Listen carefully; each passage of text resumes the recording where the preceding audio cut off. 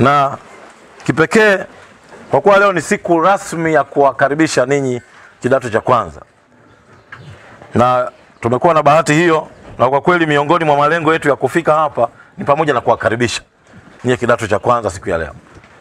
Kwa hiyo tumefurahi kwamba mko hapa, mmefika mahali salama, mahali pazuri katika shule ya Bangala, na katika shule hii mtajifunza mambo makubwa na kufaulu vizuri maisha ya shule, yani yale ya kiakili. Lakini sio hayo tu, hata maisha ya kiroho.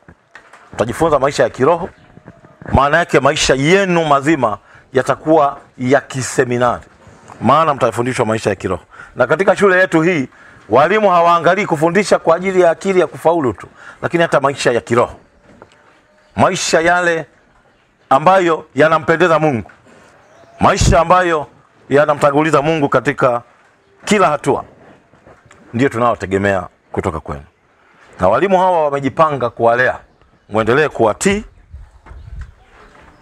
kuwaheshimu, wakati wowote wakiwaelekeza yale ya kufanya myafanye, lakini kusoma kwa bidii sana, kwa kuwa ndio kazi kubwa mlioletwa na wazazi hapa, ili mjifunze kwa bidii, mtoke na matokeo mazuri.